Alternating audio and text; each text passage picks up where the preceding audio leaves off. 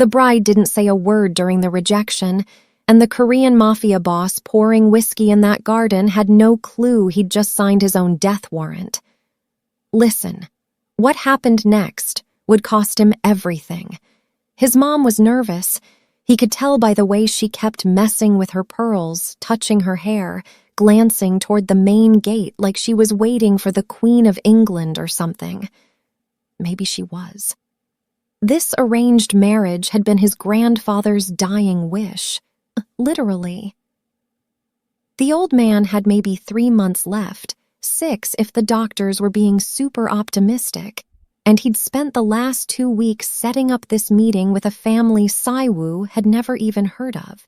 Which family is she from? Sei Wu had asked 3 days earlier. His grandfather just smiled that knowing smile that made Sei Wu feel like he was 12 years old again. You'll see. That was it. No details, no background, just instructions to show up at the estate garden at 2 p.m. on Sunday and keep an open mind. Sei Wu didn't like surprises. The car pulled up at 2:07, a black sedan, nice but not armored, no escort vehicles, no security anywhere in sight. Sei Wu's first red flag, though at the time he thought it just proved what he'd suspected all along. His grandfather was getting old, making sentimental mistakes, probably trying to help out some distant family friend's daughter who needed a come-up. The driver opened the back door, and Tammy Wilks stepped out. Sei Wu sized her up before her second foot even touched the gravel.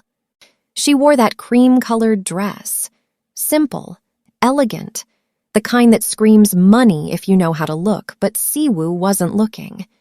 He was busy cataloging everything that was missing.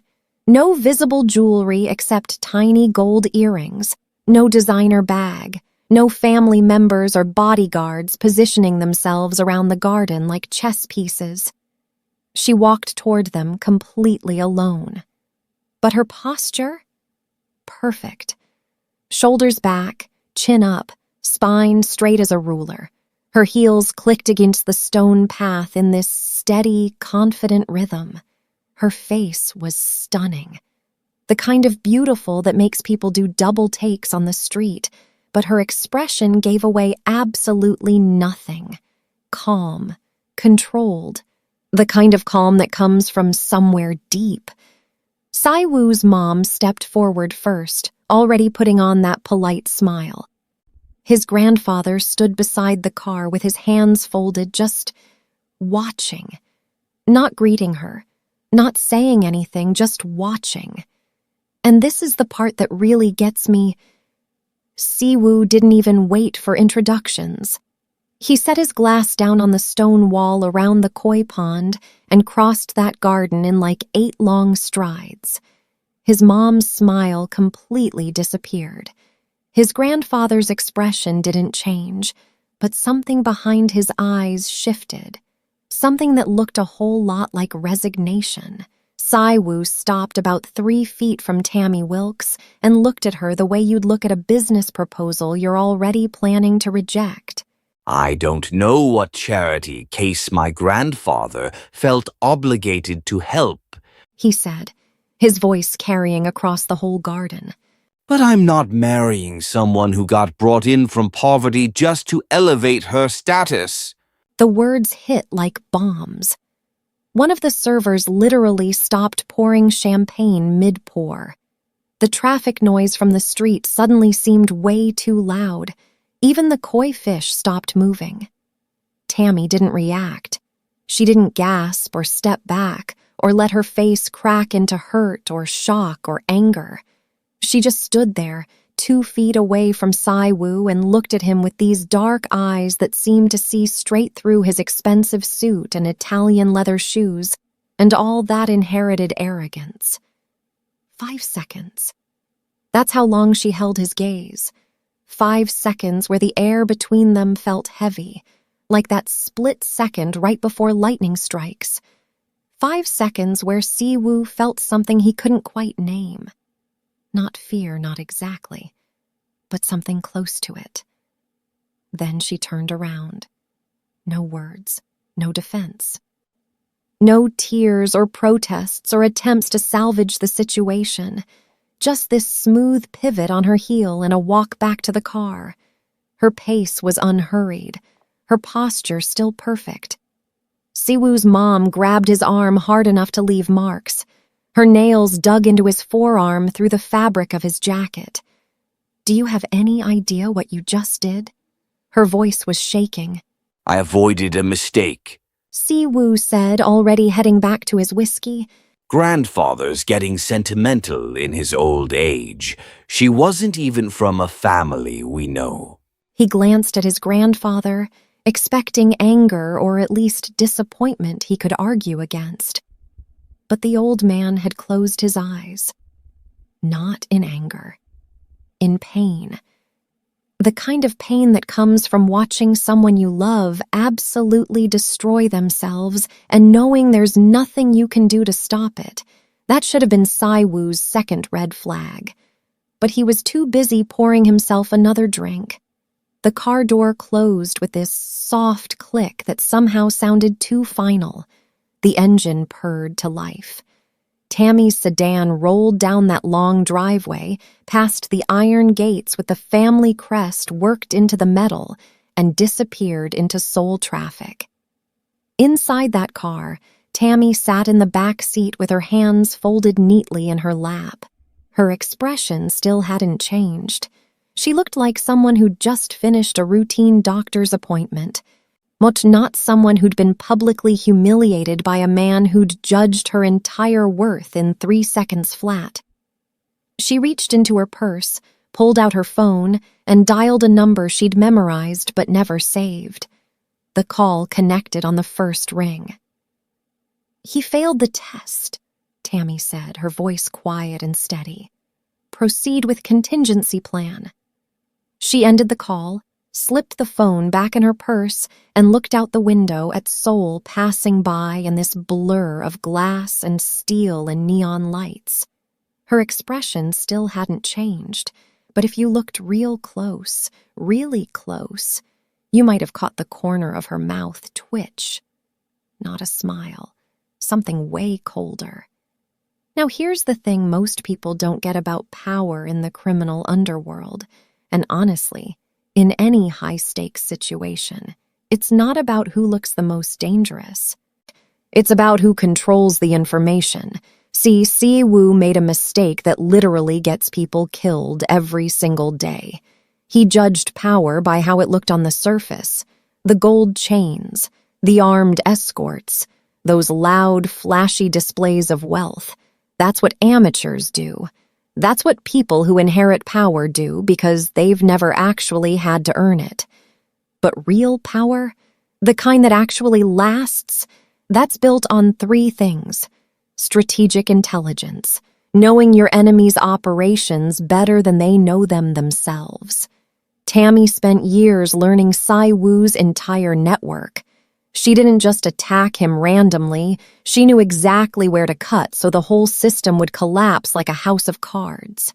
Loyalty through respect, not fear. Sei Wu's men followed him because they were scared out of their minds. Tammy's soldiers followed her because she'd earned their respect through tactical brilliance and leading from the front lines. That's the difference between an empire that crumbles at the first sign of weakness and one that holds solid under pressure. The ability to think 10 moves ahead.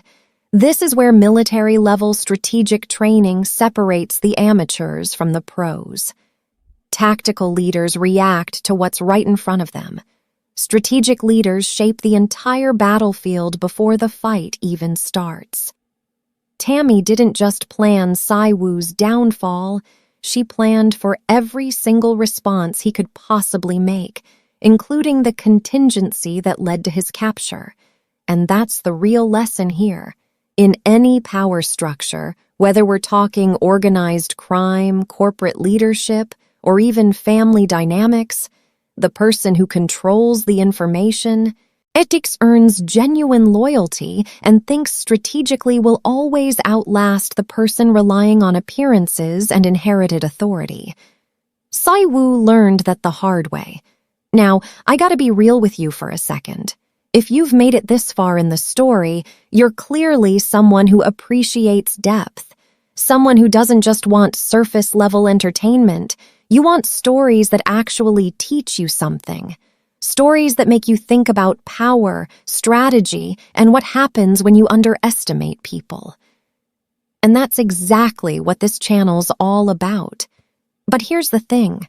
Creating content like this, stories with layered characters, strategic depth, real-world lessons woven into the narrative, takes hours of research, writing, and production. And the only way I can keep cranking out these kinds of stories is if people like you actually engage with them.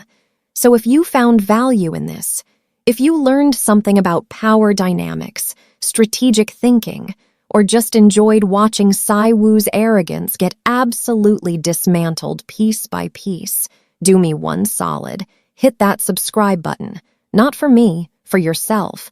Because every single week I'm dropping stories like this that'll entertain you and teach you something most people never learn. And honestly, if you don't subscribe, you're gonna miss the next one, and the one after that. And you'll never know how Tammy and Sei Wu's story actually ends. 3 months passed. Sei Wu forgot about Tammy Wilks the same way you forget about last season's weather. His grandfather died 2 weeks after that garden incident, and Sei Wu spent the whole funeral accepting condolences from people who looked at him with expressions he couldn't quite read. Respect, maybe, or pity. He chose to see it as respect. His empire was expanding, new routes into Busan, a weapons deal with this Russian supplier that would literally triple his firepower, a property grab in Gangnam that gave him leverage over 3 rival operations. His men feared him. His enemies respected him. His name carried weight in rooms where most people would get shot just for breathing the wrong way. By November, Sei Wu felt completely untouchable. That's what he was thinking at 2:47 a.m. on a Tuesday when his phone started blowing up.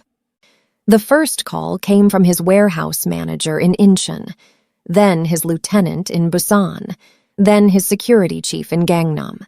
Then 12 more calls in about 90 seconds, each voice more panicked than the last. We're under attack. They knew exactly where to hit. Communications are down. Sir, we're getting slaughtered out here. Sei Wu stood in his penthouse in silk pajama pants and no shirt, staring at his phone like it had personally betrayed him. His mind was racing through possibilities. Rival families? Unlikely. None of them had the coordination for simultaneous hits across 4 different cities. Police raid? Nah, his contacts would have warned him. Internal coup? His men were way too scared to even think about betrayal.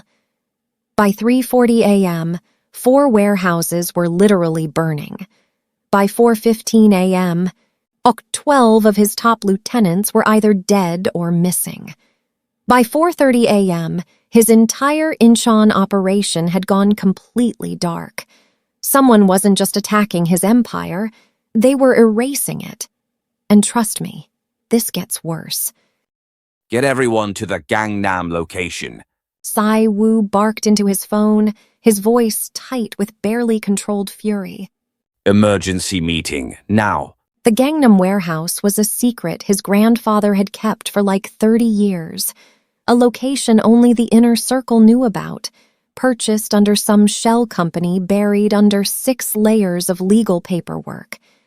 If anywhere was safe, it was there. Sei Wu rolled up at 4:52 a.m. with 8 of his remaining guys. They pulled into the underground parking garage, engines echoing off concrete walls, headlights slicing through shadows.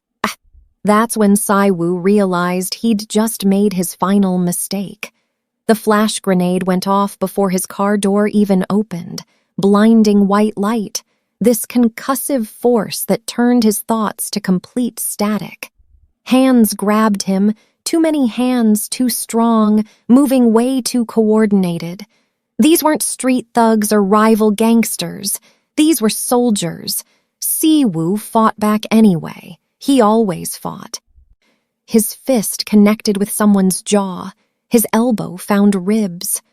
But there were like 10 of them, maybe more, and they moved like they'd been training together for years, 90 seconds. That's how long it took them to hood him, zip-tie his wrists, and throw him in the back of a van. The van drove for 23 minutes. East, then south, then east again. Sei Wu counted every single turn, trying to map the route in his head the way his grandfather had taught him.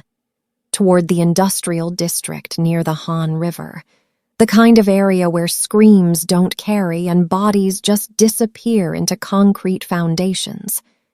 When the van finally stopped, rough hands yanked him out. His knees slammed into concrete hard enough to make him bite his tongue. Blood filled his mouth. The zip ties were cutting into his wrists, sending these sharp pains shooting up his forearms.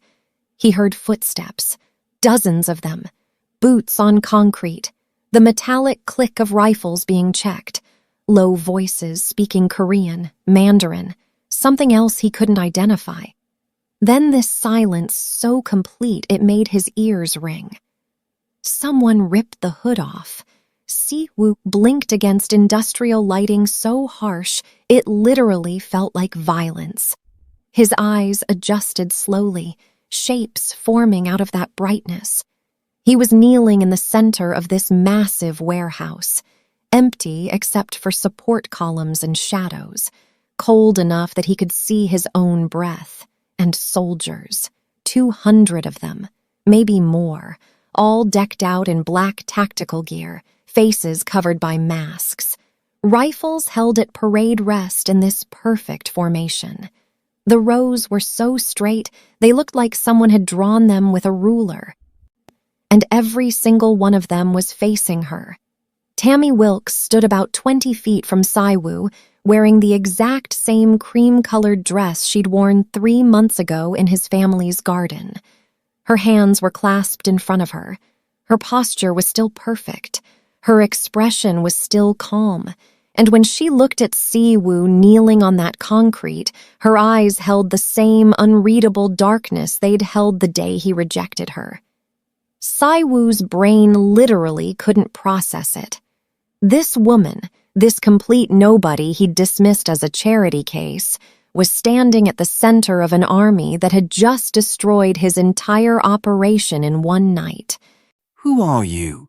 The words came out hoarse, desperate, nothing like that confident dismissal he'd delivered 3 months ago. Tammy took 3 steps forward. Her heels echoed in the silence. She stopped about 5 feet from him and tilted her head slightly, studying him the way a surgeon studies an X-ray before making that first cut. She raised one hand. A soldier immediately stepped forward and placed this leather folder in her palm. She opened it slowly, deliberately, and held it so Sei Wu could see. Deeds, contracts, intelligence files, photographs of his warehouses, his supply routes, his safe houses, financial records showing every single transaction he'd made over the last 2 years, names of his allies, locations of his remaining operations, everything. "You said I was a charity case brought from poverty," Tammy said. Her voice quiet and controlled, and so cold it made the warehouse feel like 10 degrees colder.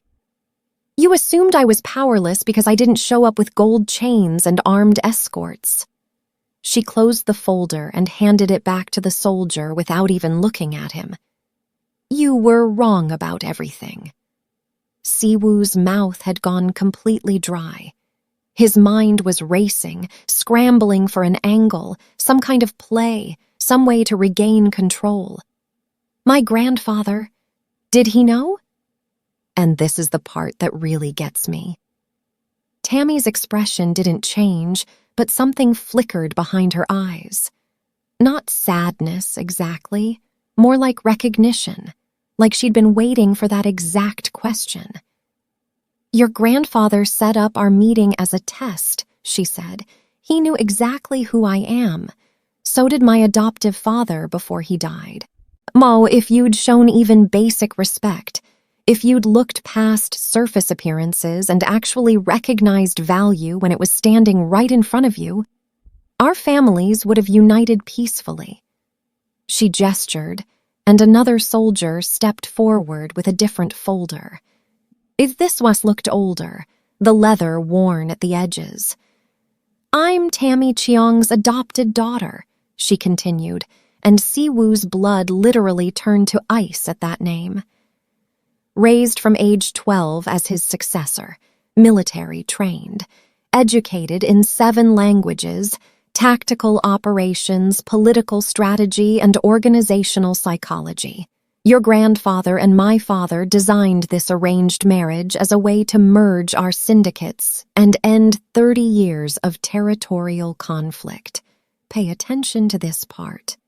But they built in a contingency, Tammy said, her voice dropping even lower. If you proved yourself unworthy, if your arrogance completely blinded you to reality, then I'd absorb your organization by force instead. She opened that second folder. Sei Wu saw his grandfather's handwriting, his actual signature, legal documents transferring assets, and at the very bottom, a handwritten note. You inherited my name, Sei Wu, but I gave my legacy to someone who earned it. The whole warehouse started spinning. Sei Wu's grandfather hadn't just set up a test. He'd arranged Sei Wu's complete and total annihilation if he failed it. Half of your organization legally belongs to me, Tammy said, snapping the folder shut. Transferred automatically the second you rejected me. The other half, I've taken by force over the last 3 months. Your allies have switched sides. Your operations are completely surrounded. Your men are either dead or captured. She looked down at Sei Wu kneeling on that concrete, and for the first time he saw something in her expression that wasn't just cold calculation. It was disappointment. You had everything, she said quietly, and you destroyed it all because you couldn't see past a simple dress and modest jewelry. She raised her hand again. Soldiers moved, rifles coming up from parade rest to ready position. 2 guys stepped forward and forced Sei Wu's head down, exposing the back of his neck. This was it. Execution time. Sei Wu's mind raced through his entire life in seconds. Every decision, every arrogant assumption, every single moment he'd mistaken inherited power for earned respect. And he realized Tammy was right about absolutely everything. Wait! The word came out desperate, broken. Nothing like the man who dismissed her 3 months ago. Tammy's hand was still raised. The soldiers were still in position, but she paused. I have information, Sei Wu said, words tumbling out in this rush. about the syndicate that killed your father. That got her attention. Tammy's hand lowered slightly. Her expression didn't change, but her eyes sharpened, laser-focused on Sei Wu with this intensity that made his skin crawl. The third-party operation. The ones who hit your convoy 2 years ago. Sei Wu continued, desperation making him reckless. They're planning to eliminate both our organizations while you're focused on me. I've got intelligence, locations, movement schedules, proof. The warehouse got so quiet, Sei Wu could literally hear his own heartbeat pounding in his ears. Tammy studied him for exactly 5 seconds. Then her hand made this single gesture, sharp, decisive. The soldiers stepped back, the rifles lowered. Prove it, Tammy said. Sei Wu's breath came out in this rush. The Zhao family out of Beijing. They've been positioning assets in Seoul for 6 months. They killed your father because he was the only one strong enough to stop their expansion into Korea. Now they're just waiting for you to finish me off so they can hit you while you're completely exposed. Tammy turned to this guy standing to her right. Older dude, military bearing, the kind of face that's seen like 30 years of combat. Her intelligence officer, Sei Wu, figured. The man pulled out a tablet, his fingers moving quick across the screen. 30 seconds passed, then a full minute. Finally, he looked up at Tammy and nodded once. "The intelligence matches our preliminary reports," he said in Korean. "The threat's legit." Tammy looked back at Sei Wu. Her expression hadn't softened at all, but something had shifted. She was running calculations in her head, weighing options, making decisions that would determine whether Sei Wu lived or died in the next 60 seconds. "You've got 1 week to prove your value," she finally said. "If your intelligence leads us to the Zhao operation, you'll stay alive as long as you remain useful. If you're lying, or if your information turns out to be worthless." She didn't finish the sentence. She didn't have to. 2 soldiers grabbed Sei Wu's arms and hauled him to his feet. Oh, his legs barely held him up. They started dragging him toward this side door, and as Sei Wu looked back over his shoulder, he saw Tammy standing in the center of that warehouse, surrounded by her entire army. And for the first time in his life, Sei Wu understood what real power actually looked like. It wasn't inherited wealth or expensive suits or a famous family name. It was a woman in a cream dress who'd spent 3 months systematically dismantling an empire because someone underestimated her. The facility where they kept Sei Wu was nothing like a prison. It was clean, temperature-controlled, had a bed that didn't creak, with 3 meals a day that actually tasted like real food. But the door locked from the outside, and 2 armed guards stood in the hallway 24/7, so Sei Wu understood exactly what he was. A valuable asset, not a guest. Tammy came every single day at exactly 9 a.m. She called them interrogations, but Sei Wu recognized them for what they really were, strategy sessions.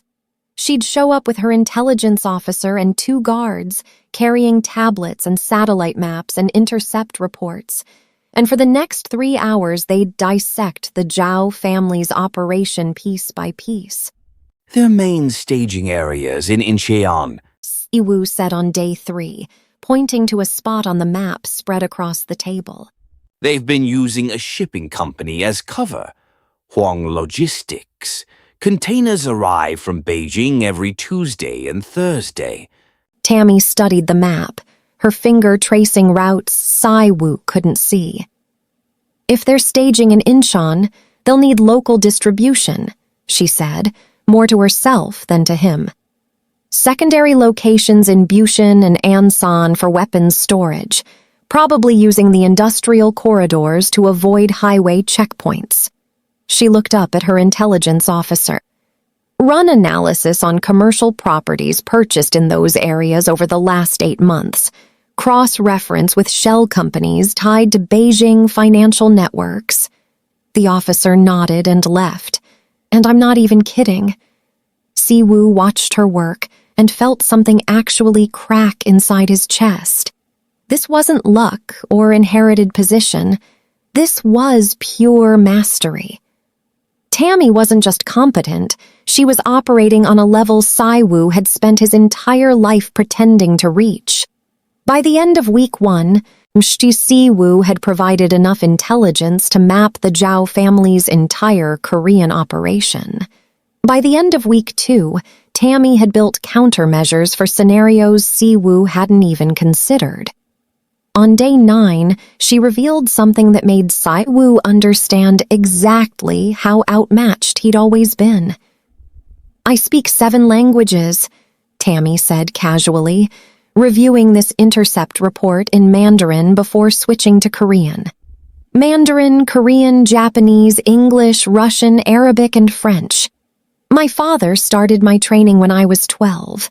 Military tactics, political manipulation, organizational psychology. He brought in instructors from 5 different countries." She looked up at Sei Wu, and her eyes were completely steady. You assumed I was poor because I wore a simple dress.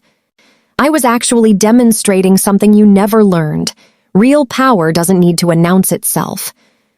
That's a red flag. I don't care what anyone says, because Sei Wu had spent his entire life doing exactly the opposite, announcing his power through expensive suits and intimidation and flashy displays of wealth that meant absolutely nothing when someone with actual competence decided to take it all away. I want to apologize. Sei Wu started. I don't need your regret. Tammy cut him off, her voice sharp as a blade. I need your network, your contacts, your intelligence. If you want to survive this, prove you're more valuable alive than dead. So Sei Wu did. By week 3, they'd given him some limited freedom. Supervised phone calls to his remaining contacts. Monitored computer access to coordinate intelligence gathering. Sei Wu used every resource he had left to map out the Zhao operation, and in return, he got to watch Tammy's organization from the inside. And this is the part that really gets me. Her soldiers respected her. Not that fake kind of respect Sei Wu's men had shown him, fear dressed up as loyalty, obedience maintained through violence and threats. Real respect. The kind you earn by leading from the front lines and proving yourself worthy over and over and over until people follow you because they genuinely want to, not because they're terrified of what happens if they don't. Sei Wu watched her walk into a command room packed with hardened criminals and ex-military operators, and every single one of them straightened up and gave her their complete attention. Not because she threatened them, because she'd earned it. She ran her organization completely opposite to his. Merit over birthright, actual competence over who you knew, respect over intimidation. Listen. Sei Wu's remaining lieutenant, this guy named Kang who'd served his family for 15 years, managed to make contact on day 22. The call was brief, encrypted, desperate. We can get you out, Kang whispered. Oh, I still got 6 guys loyal to your family. We hit them during a supply transfer next week, extract you, disappear into... No. The word came out before Sei Wu even thought about it. Kang went silent on the other end. Sir? She's right. Sei Wu said, and saying it out loud made it real. About everything. I destroyed our family's legacy through pure arrogance. If I run now, I'm just proving I didn't learn anything. They're gonna kill you eventually. Maybe. Sei Wu interrupted. But if I betray her now, I deserve it. He ended the call and just stared at his hands. They were shaking slightly, not from fear, but from this realization that he'd just chosen Tammy's judgment over his own survival instinct. That was the exact moment Sei Wu understood he'd fundamentally changed. 3 days later, right in the middle of a strategy session, the whole facility shook. Explosion. Close, real close. Smoke alarms started screaming. Tammy's expression didn't change, but her hand went immediately to the radio on her belt. Report, she said, her voice calm despite the chaos erupting all around them. Third-party assault on the East Wing. A voice crackled back. They breached the perimeter with explosives. We're looking at least 30 hostiles. The radio cut to static. Tammy turned to Sei Wu, and for the first time in 3 weeks, he saw this calculation in her eyes that involved him as more than just an intelligence source. Your Zhao contacts, she said quickly. They'd know our shift rotation schedules. Where would they position snipers for maximum coverage during an evacuation? Sei Wu's mind raced, pulling up memories of conversations, patterns, tactical preferences. Rooftops, north side. They favor high ground with multiple exit routes. If they're using the standard Beijing tactical manual, They'll have overwatch positions covering the main entrance and all the vehicle access points. Tammy's eyes sharpened. She grabbed her radio. All units, this is command. Redirect evacuation through south corridors. I want counter-sniper teams on northern rooftops immediately. Target buildings marked Echo 7 and Echo 9. 30 seconds later, her radio crackled again. Confirmed hostile snipers on Echo 7 and Echo 9. Engaging now. Tammy looked at Sei Wu. The explosion, the chaos, the gunfire echoing through the facility. And for the first time, something cracked in that controlled expression of hers. Not quite a smile, but recognition. Like she was seeing him as something other than that arrogant guy who'd rejected her in a garden 3 months ago. Good call, she said quietly. Sei Wu's chest felt tight. Those 2 words meant more than any praise he'd gotten in his entire life. Oh, the intel came through on day 28. The Zhao family was planning this major operation. Simultaneous strikes designed to eliminate both Tammy's and Sei Wu's remaining forces in one brutal night. 70 operators, military-grade weapons, insider intelligence that suggested they'd been planning this thing for months. We gotta hit them first, Tammy said during the emergency strategy meeting. Her command room was packed. 30 of her best soldiers, her intelligence officers, and Sei Wu sitting at the edge of the table like he wasn't totally sure he belonged there. Joint operation, her head of tactical operations said. Combined forces. We use Sei Wu's remaining guys to flank from the south, while our main assault hits from the east. The room went dead quiet. Several of Tammy's soldiers looked straight up uncomfortable. Sei Wu's 3 remaining lieutenants, guys who'd barely survived the last 3 months, looked like they'd rather chew glass than work alongside the woman who'd destroyed their entire empire. Tammy stood up. The room's attention shifted to her immediately. I get the hesitation, she said, her voice carrying that quiet authority that somehow made people lean in to hear better. But the Zhao family wants us divided. They're literally counting on old grudges and pride to keep us from working together. If we let that happen, we all die. She looked directly at Sei Wu. This cooperation isn't weakness, it's strategic necessity. If you've ever been in a situation like this, you'll understand. Because Sei Wu felt the weight of 33 hostile stares pressing against him from every single direction. Guys who'd lost friends, who'd watched their operations burn to the ground, who blamed him for leading them into a war they were losing badly, and he had to prove, to them and to himself, that he'd actually changed. The planning session lasted 6 hours. By the end, they had a workable strategy. Risky as hell, completely dependent on timing and trust that neither side fully had yet, but workable. As the room cleared out, Sei Wu found himself alone with Tammy. She was studying satellite imagery of the Zhao stronghold, her finger tracing entry points and potential kill zones. Why'd you really agree to the arranged marriage? Sei Wu asked quietly. The question had been building in him for weeks. You didn't need my family. You could have taken everything by force from the jump. Tammy's hand stopped moving. She didn't look up, but her shoulders tensed slightly. My father's dying wish, she said after this long pause, was that I find someone worthy to lead beside me, not someone to control me or be controlled by me, an equal. She finally looked up, and Sei Wu saw something in her eyes he'd never seen before. Vulnerability.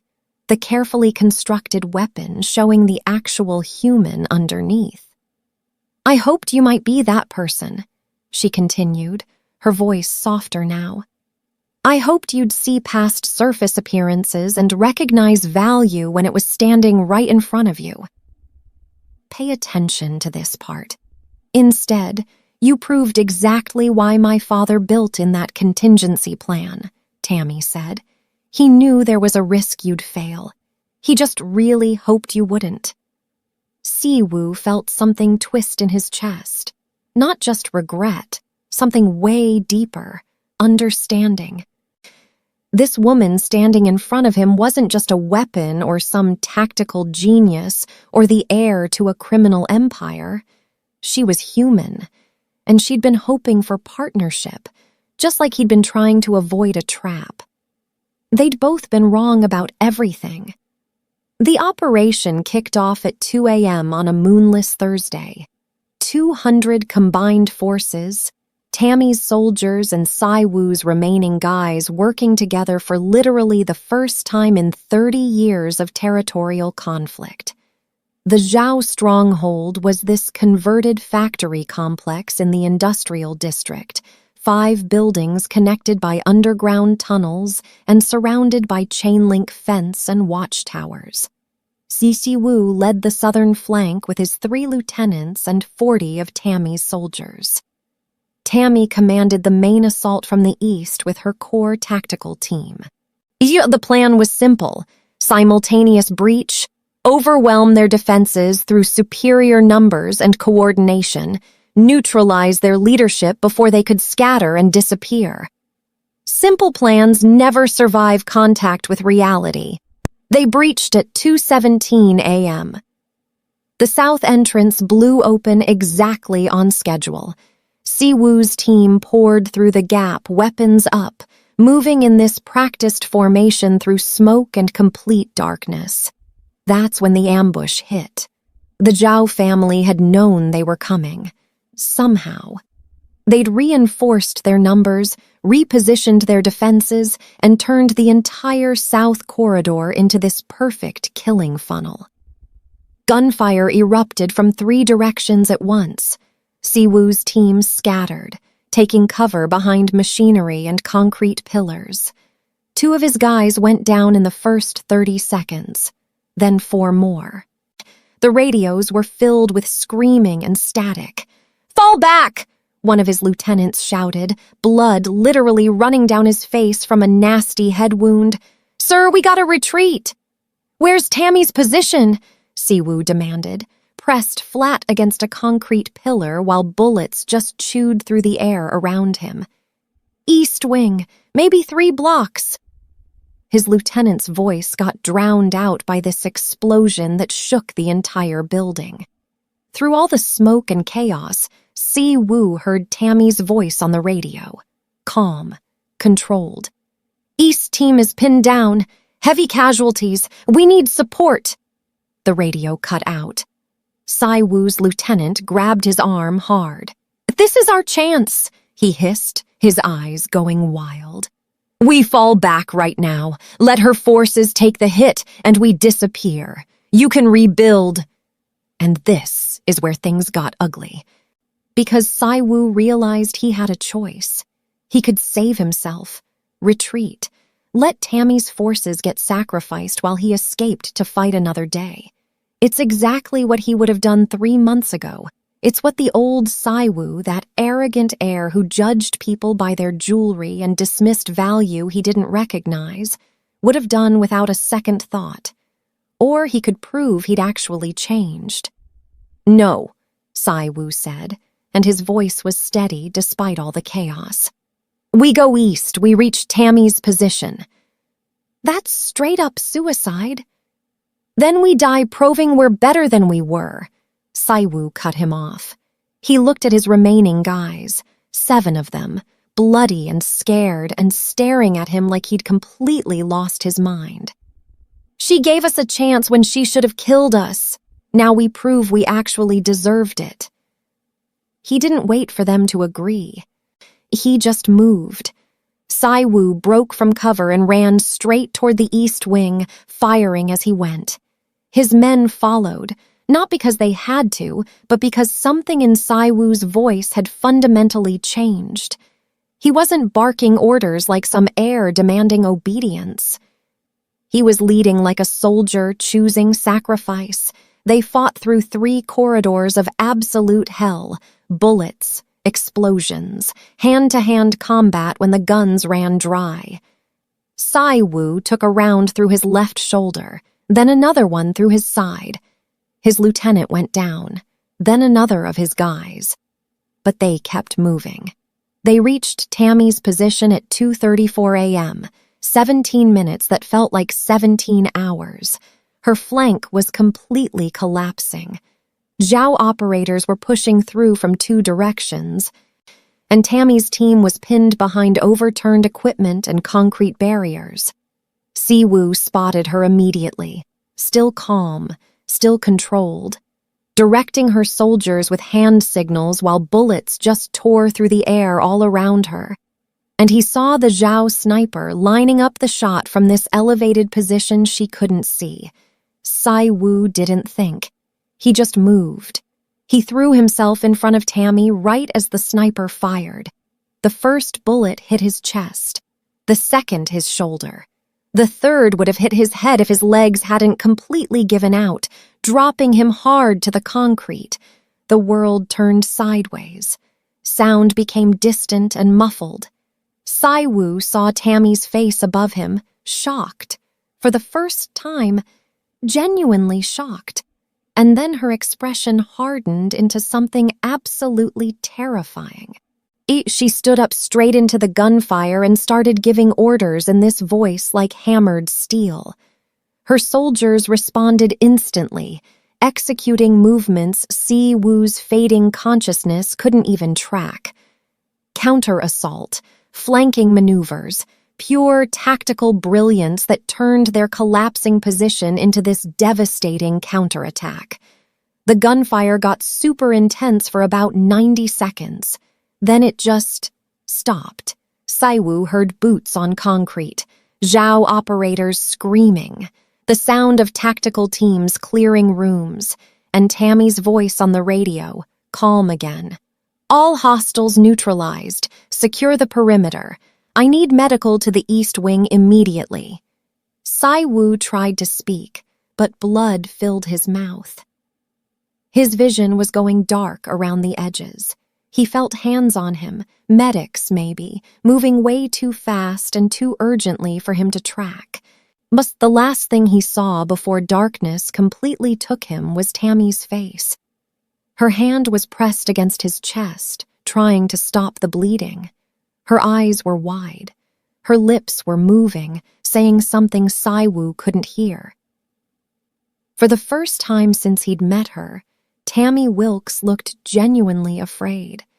Sei Wu woke up 3 days later in this medical facility that smelled like antiseptic and recycled air. Every part of his body hurt. That sharp, deep pain that meant surgeons had done some serious work keeping him alive. Tammy was sitting in a chair right beside his bed, not standing in the doorway surrounded by guards, not watching from across the room, sitting right beside his bed like she'd been there for hours. When Sei Wu's eyes opened, her shoulders sagged slightly with relief before she caught herself and straightened back up. "You're awake," she said quietly. "The doctors said you'd probably make it, but—" She didn't finish. "How long?" Sei Wu's voice came out as this rasp. 3 days. You took 3 bullets. 1 collapsed your lung. The surgeon said another 2 centimeters and you would have bled out before we could even get you stabilized. Sei Wu tried to sit up and immediately regretted it. Pain just exploded through his chest. Tammy's hand shot out, steadying him, helping him ease back against the pillows. "Your organization's fully absorbed now," she continued, her voice back to that controlled tone. "What was left after the Zhao operation got integrated into mine? Your guys chose to stay, most of them anyway." "So you're gonna kill me once I'm healed," Sei Wu said. Not a question, just acceptance. Tammy looked at him for a long moment. Then she reached into her jacket and pulled out this folded piece of paper. Old. The creases were worn soft from being opened and closed so many times. "This is my father's final letter to me," she said, unfolding it real carefully. Written 2 weeks before he died. She held it so Sei Wu could see the handwriting, elegant Korean characters written by a shaking hand. Find someone who chooses you over themselves, Tammy read out loud. Not because they have to, not because of some arrangement or obligation, but because when it actually matters, when their life is on the line, they prove through action that you're worth dying for. She refolded the letter and looked at Sei Wu with this expression he couldn't quite read. You proved it, she said simply. You could have retreated, saved yourself. Let my forces get sacrificed while you escaped. Instead, you chose sacrifice. You proved genuine transformation, not through words, but through action. Sei Wu's chest felt tight, and it wasn't from the bullet wounds. I'm offering you a partnership, Tammy continued. Not the arranged marriage your grandfather set up, not some obligation or alliance born from desperation. A choice, joint leadership of our combined organization built on mutual respect and proven trust. I don't deserve this, Sei Wu said, and he meant every word. Tammy's lips curved slightly, not quite a smile, but close. You didn't, she agreed, but you earned it. 8 weeks later, Sei Wu stood in a warehouse that had been converted into a command center. 200 soldiers stood in formation, Tammy's people and his people, no longer divided by old territorial grudges, but united under combined leadership. Tammy stood right beside him, not behind him, not in front of him, beside him. Equals. They'd spent the last 2 months restructuring the entire operation, dismantling those fear-based hierarchies Sei Wu's family had built over decades, implementing merit-based promotion systems, training programs, strategic planning that emphasized long-term stability over short-term territorial expansion. It was working, better than Sei Wu had ever imagined possible. As they addressed their combined forces, explaining the next phase of operations and organizational changes, Sei Wu felt Tammy's eyes on him. He glanced over, and for the first time since he'd met her in his family's garden 5 months ago, Tammy Wilks allowed herself a small, genuine smile. Not the controlled expression of a weapon, not the calculated look of some tactician, just human. And Sei Wu understood something his grandfather had tried to teach him his entire life. Real power isn't inherited. It isn't displayed through expensive suits or gold chains or intimidation tactics. Real power gets earned through action, through recognizing value in others, through humility and sacrifice, and the willingness to admit when you're catastrophically wrong about something. It took losing absolutely everything for Sei Wu to learn that lesson, but standing beside Tammy, leading together as equals, he finally understood it was worth it. The lesson. Let me break down something most people never learn until it's way too late. In any hierarchy, whether we're talking organized crime, corporate leadership, family dynamics, or even personal relationships, there are 3 fundamental principles that separate people who build lasting power from those who just watch their empires crumble. First, strategic intelligence beats inherited authority every single time. Sei Wu spent his whole life relying on his family name, and it took exactly 3 months for him to lose everything when someone with actual strategic capability decided to take it. Tammy didn't beat him through violence. She beat him through information. She knew his operations better than he did. She understood his weaknesses before he even recognized he had them. That's not luck. That's years of disciplined intelligence gathering and strategic planning. Second, loyalty built on respect will always outlast loyalty built on fear.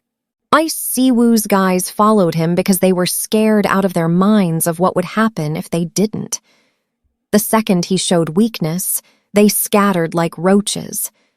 Tammy's soldiers followed her into literal gunfire because she'd earned their respect by leading from the front and proving her competence over and over. That's the difference between a house of cards and a foundation of solid stone. Third, real transformation gets proven through sacrifice, not words. Sei Wu could have apologized 1,000 times, and Tammy wouldn't have cared at all. Words are cheap as dirt. But when he chose to risk his life to save hers, when he proved through action that he'd fundamentally changed, that's when she recognized genuine transformation. In high-stakes situations, people judge you by what you do when everything's on the line, not by what you say when it's convenient. The most valuable skill you can possibly develop, whether you're building a business, leading a team, or navigating complex relationships, is the ability to recognize value in others regardless of how it's packaged. Sei Wu judged Tammy by her dress and dismissed her as completely powerless. That single moment of arrogance cost him his entire empire. Don't be like Sei Wu at the beginning of this story. Be like Sei Wu at the end. If this story taught you something, if you recognized yourself in Sei Wu's arrogance or understood the power of Tammy's strategic thinking, then I need you to do 3 things right now. Hit that like button, not just because it helps the algorithm, but because it tells me you actually value content that teaches you something real, instead of just entertaining you for 5 minutes before you scroll to the next thing. Subscribe to this channel, because every single week, I'm dropping stories like this. Narratives that combine thrilling plots with real-world lessons about power, strategy, human psychology, and the mistakes that literally get people destroyed. If you don't subscribe, you're going to miss the next story. And the one after that, and you'll never know which lesson might have actually changed your life. And drop a comment telling me what you learned from Sei Wu and Tammy's story. Did you recognize yourself in Sei Wu's initial arrogance? Have you ever underestimated someone just because of surface appearances? Have you had to completely transform yourself after realizing you were catastrophically wrong about something? Share your story. Because the comment section is where we build a community of people who don't just consume content, they learn from it and apply it to their own lives. Don't just watch this story and bounce. Take the lesson, subscribe, and let me know what hit you hardest. I'll see you in the next one.